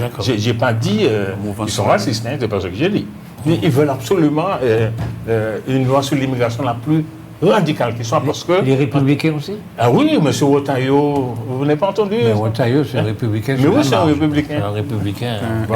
Donc c'est leur conception de la loi contre l'immigration. C'est un républicain plus d'un Rassemblement national. Oui, il faut arrêter, il n'y a pas que l'immigration en France aussi, et c'est ça qu'il faut bien que les Français comprennent, c'est pas que l'immigration d'Afrique, il y a eu de l'immigration du monde entier, et c'est ça qui fait la beauté de notre pays, notamment espagnol, italien. Moi je suis d'une communauté italienne, ça a été les immigrations en masse. Quand on va dans le sud de la France, il y a beaucoup de noms espagnols et italiens, même plus je pense que français, et c'est ça la beauté de la France, et c'est ensuite toutes ces générations qui ont fait du métissage ensemble, qui en fait on n'est pas, je pense, tout à chacun de pure souche, de la telle qu'elle a été, les Gallo-Romains, etc. Donc, mais là, on le voit dans le foot, en tout cas, tout le monde est derrière l'équipe de France. En tout cas, les insultes ne viennent pas des Français en eux-mêmes. D'accord. Donc, on ne va pas pouvoir continuer longtemps cette émission, parce que le temps qui nous était parti est terminé. Je veux dire une dernière chose, c'est que je répète, je ne sais pas si je l'ai déjà dit ici, je l'ai déjà dit, je suis catastrophé du fait qu'il nous faille faire venir d'ailleurs le sang dont nous avons besoin. Et je pense qu'une fois de plus, je propose que nous puissions exiger des jeunes qui finissent leur baccalauréat, et bien tout simplement qu'ils aient l'obligation de donner leur sang de telle façon que nous puissions être suffisants. Et ça pourrait être, quand nous étions plus jeunes, nous étions obligés de faire le service militaire, d'être prêts à donner notre vie quand nous devenions adultes. Le Et sang. bien, si on demande à des adolescents, à la fin de leur adolescence, de donner leur sang systématiquement à l'école, dans les universités, eh bien, on réglerait le problème du don du sang en Martinique. Vous avez vexé Docteur Montesium là. Pourquoi? Parce qu'il voulait, il voulait dire quelque chose de très important qui nous arrivait hier. Oui, hier. Oui, quoi. Allez-y, madame. puisque Hier, on vous a été avez reçus par la mairie de Fort-de-France. Et alors? Et bien alors, c'est Qu'est-ce que ça important. me fasse? Qu'est-ce que j'en ai à faire? Mais par rapport au projet Balata, on en a parlé plein de fois sur votre des chaîne. projets- Ah bon, n'avez pas dit ça plus tôt. Ah, d'accord. Ben voilà. Mais vous ne m'avez pas dit que vous vouliez parler de ça, arrêtez votre cinéma, là. Ouais. Ah, au débat, je me demande de quoi vous voulez parler, vous ne m'avez pas dit ça. Puis maintenant, vous êtes en train de me regarder comme si vous vouliez me tuer. C'est extraordinaire. Bon, donc il y a un magnifique projet Balata mené par Madame, par Monsieur Montesium, avec l'appui de Madame Cantarini. On a beaucoup parlé de ce projet sur ce plateau, et il était bloqué par une promesse de bail de la ville de Fort-de-France à ce projet, justement. Et donc, vous avez vu, qu'est-ce que vous avez vu? On a vu le délégué à l'urbanisme et Monsieur Duféal, puisque c'est l'élu conseiller municipal de Balata, et donc on a pu Vous avez vu échanger. Monsieur Séminor aussi. Oui, bah c'est ça, c'est le délégué à l'urbanisme. Et on a pu échanger longuement donc, avec Dr Montesium sur toutes les éventuelles problématiques qui pouvaient y avoir vis-à-vis de la promesse de bail. Et donc, ils se sont engagés à nous répondre avant le 1er août. On les remercie de nous avoir reçus, et puis on espère des prochaines réunions et des prochaines avancées positives sur ce projet. Alors, ce que je voudrais dire quand même à la population martiniquaise, et particulièrement à la population de Balata, c'est que le combat est extrêmement difficile dans ce pays-là, de faire émerger des projets qui datent de 20-30 ans sur des choses quand même extrêmement importantes, et pour les Martiniquais eux-mêmes. Donc c'est un projet martinico-martiniquais, et il faut que les Martiniquais se mettent ensemble pour faire émerger quelque chose de difficile. C'est ce qu'on disait tout à l'heure là. C'est difficile, mais ce n'est pas parce que c'est difficile qu'on ne peut pas nous mettre ensemble pour le faire réaliser. Surtout quand c'est au bénéfice des Martiniquais. Donc le combat continue pour notre projet Les Cimes de Balata sur l'ex-camp militaire et bien entendu la station thermale d'Absalon. Merci beaucoup, Dr Montesium. Merci, Raphaël Vaugirard, de nous avoir honoré de votre présence aujourd'hui. Tout le plaisir était pour moi. Moi, je suis toujours au service de mon pays. Vous n'avez Et pas- de mes compatriotes. Vous avez pris plaisir à être là aujourd'hui? Oui, oui, oui. Ah ben, ça Je se- suis toujours. ça se voyait pas Je sur le votre fais visage. toujours Ça se avec voyait. plaisir. Ça ne se voyait pas. Merci, Dr Montesium, de nous avoir honoré de votre présence. Bonsoir à toutes et à tous. Bonsoir. D'habitude, vous me dites bonsoir à moi aussi. Ah, Mais c'est pas grave, c'est pas grave. Passez un bon week-end. C'est pas grave. À la plage. Bonsoir, José Charlotte, merci d'avoir été là. Eh bien, je dis bonsoir, bien entendu, à tous les jeunes qui viennent d'obtenir leur baccalauréat et qui sont en train de faire des démarches pour se rendre sur la métropole. Je sais que la démarche est très difficile et très coûteuse, donc bon courage et soyez unis. Et aux autres, ceux qui ont échoué. Ceux qui ont échoué, eh bien, il y a des cours du soir sur le campus, il y a l'INTEC, l'Institut technique Et économique et rattrapage, sinon ils font les social. rattrapages encore. Il y a un certain nombre l'école de la deuxième chance. de formations complémentaires qui sont très efficaces et qui permettent de reprendre le chemin. D'accord. Merci, Mme Cantarini, de nous avoir honoré de votre présence. Merci à vous pour l'invitation, et puis je vous dis bonsoir et puis bonnes vacances, parce que je prends l'avion le jeudi 23, donc je ne serai pas là dans 15 jours et pour un long mois. Voilà, donc au revoir à tous, et on se Qu'est-ce que retrouve à la rentrée. qu'est-ce que vous avez dit là, vous? J'ai entendu qu'il a J'ai dit dit bonnes vacances. Vous avez dit À la bonnes mer, à la mer. Non, vous avez dit bonnes nouvelles quand vous avez entendu. Je vous ai entendu dire Mais bonnes non, nouvelles. vous rigolez ou quoi? Comment il va faire sans moi là Non, j'ai dit bonne nouvelle quand elle a dit au bout de mois qu'elle allait revenir. Ah, d'accord. Donc si Monsieur Laouché, bien sûr, me fait l'honneur de m'inviter à la rentrée, je serai présente dès septembre. Donc voilà, merci à tous. Donc vous partez tout le mois d'août. Oui. D'accord. Comme les écoliers, quoi. Les Non, c'est pas vacances au mois vraiment d'août. comme les écoliers, Parce que j'ai plein de choses à Vous avez régler. beaucoup d'argent à et, dépenser, quoi. Non, moi ça m'enchante pas du tout. En fait, maintenant c'est l'inverse. Moi je me sens chez moi en Martinique. Donc ça, Et ça vous me serez fait- où au mois d'août? Je serai au mois d'août dans le sud de la France. D'accord. Donc on vérifie où va se trouver Mbappé pendant le mois d'août. Je vais à Paris au début, donc on verra. Mais là, il est aux États-Unis en ce moment. On va se rater. Ah ouais, c'est bon, on va Ce se sera rater. pour l'année prochaine. Merci beaucoup. Il va souvent à Bondy. Oui. Hein. Merci beaucoup de votre attention, merci de votre fidélité, merci infiniment. On se retrouve la semaine prochaine.